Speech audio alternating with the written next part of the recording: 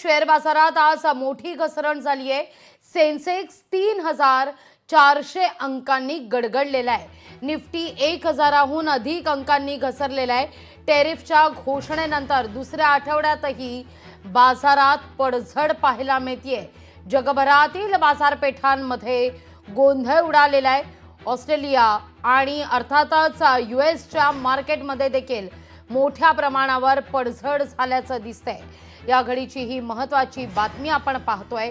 टॅरिफच्या या निर्णयानंतर सलग दुसऱ्या आठवड्यातही मार्केट उघडताच या ठिकाणी निफ्टीमध्ये घसरण झाली आहे। सेन्सेक्स 3400 अंकांनी गडगडलेला आहे।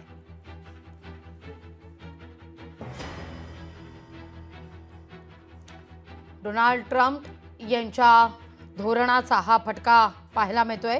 अधिक माहिती घेऊया आपले प्रतिनिधी चेतन ननावरे यांच्याकडून। चेतन, ब्लॅक मंडे म्हणावा का शेअर बाजाराच्या दृष्टिकोनातून? कारण दुसऱ्या आठवड्यात सुद्धा मोठ्या प्रमाणावर पडझड पाहायला मिळते।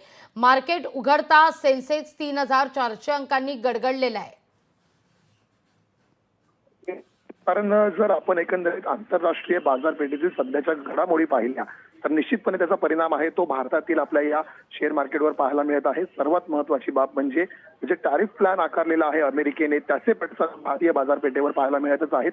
याशिवाय जी युद्धजन्य परिस्थिती सध्याही आपल्याला आंतरराष्ट्रीय पातळीवर पाहायला मिळत आहे। सातत्याने जे एकंदरीत हल्ले होत आहेत या संदर्भातील संपूर्ण जो एकंदरीत परिणाम आहे तो आपल्याला बाजारपेठेवर पाहायला मिळत आहे। त्यामुळे येत्या आठवड्यामध्ये सातत्याने शेअर मार्केट कोसळताना पाहायला मिळेल असा अंदाज जो आहे तो अर्थतज्ञ व्यक्त करत आहेत। लागली अगदी चेतन, असं म्हटलं जात आहे कोरोना नंतरची ही सगळ्यात मोठी पडझड आहे।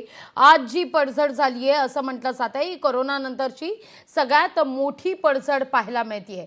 चेतन, जो टॅरिफचा निर्णय डोनाल्ड ट्रम्पने घेतला त्यावर चीनने जे धोरण अवलंबलं, ऑस्ट्रेलियानं त्यावर जो काही प्रतिसाद दिला, त्यानंतर मात्र या सगळ्या घडामोडी घडताना दिसत आहेत। चेतन, निश्चित लागवी, कारण एकंदरीतच दोन जे प्रमुख परिणाम आता होऊ शकतात या संदर्भातील जो अर्थतज्ञांकडून अंदाज व्यक्त केला जात आहे त्यामध्ये एक, कोरोना नंतर एकंदरीत जो फुगवटा निर्माण झाला होता बाजारपेठेमध्ये, प्रचंड प्रमाणात बाजार वर गेलेला होता, उसळी घेतलेली होती, तो आता कुठेतरी स्थिरावताना पाहायला मिळेल। मात्र सध्याची जी पडझड आहे ती तात्पुरती असेल, काही महिन्यांसाठी मात्र ही असेल। त्यामुळे संयम ठेवण्याचं आवाहन आहे जे गुंतवणूकदारांना अर्थतज्ञांकडून केलं जात आहे। कारण ही पडझड सध्याच्या आंतरराष्ट्रीय घडामोडींमुळे झालेली पडझड आहे। त्यामुळे ज्या प्रकारे पुन्हा एकदा या घडामोडी स्थिरावतील त्यानंतर बाजारही स्थिरावेल।